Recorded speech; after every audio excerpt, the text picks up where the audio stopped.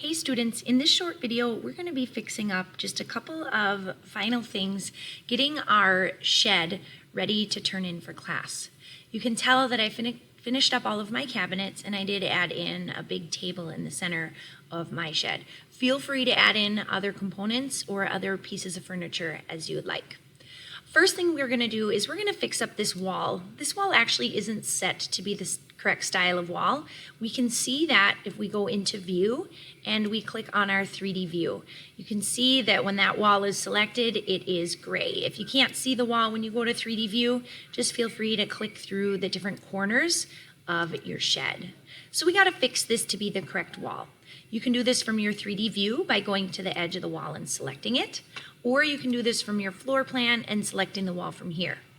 Once you have the wall selected, you'll see that we have just a generic 8-inch wall. All the rest of our walls are our basic wall that we have for the shed wall with siding. We're going to switch this wall to the correct kind of wall. Just a cool feature of our Revit. I'm going to go to the bottom where I have most recently used wall types, and I'm going to click on my basic wall, shed wall with siding. I'm going to click on it. And when I look from the top, it doesn't appear anything changes. However, when I go to my 3D view with that wall selected, you can see that it is now just like all of my other walls. It has that siding on the outside, which is what I want it to look like. So that part's all done. All right, next step, we're gonna go to our floor plan and we're gonna get this window centered. There's this really cool trick to get your window centered.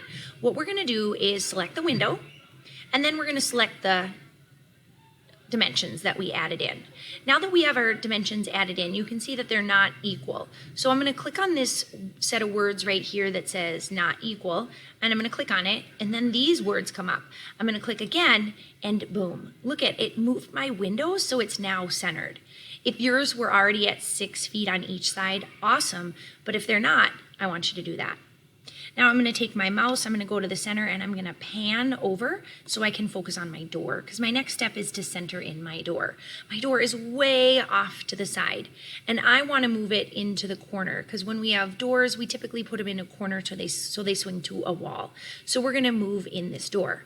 There's a few ways we can move doors. My favorite way to move doors is to select it and use my arrow keys on my keyboard, or I can click and drag it. I want you to click and drag it so the number off to the side is 2 feet 6 inches right here. 2 feet 6 inches. Perfect. Now we're gonna deselect the door. Now we wanna add in our dimension for the door. So we're gonna go to our Annotate tab. We're gonna choose our Aligned Dimension, and we're gonna dimension this. We're gonna click on the center of the wall, and we're going to click to the center of the door. Look at it, snapped to the center. It said, hey, do you want to go to the center? Yes, we always measure to the center of doors. And then watch for another blue line. There it is. There's my indicator saying, hey, this is the rule. This is how far it should be away from your other dimension. And you're going to click. And now we never want these two to be not lined up. So we're going to click on that blue dot 2 times so it lines up with the other dimension. If I wanted to move my door just a teeny bit more, I could hit escape 2 times on my keyboard, and then I could move my door just a little bit more if I wanted to, but really it's not that big of a deal. I don't think I'll be able to change it here. I'm just gonna give it a try. Yep, look at, I could even move it. So now I moved mine so it's 2 feet 10 inches, because that's just a little bit cleaner of a dimension, and it shows up nicer on my print.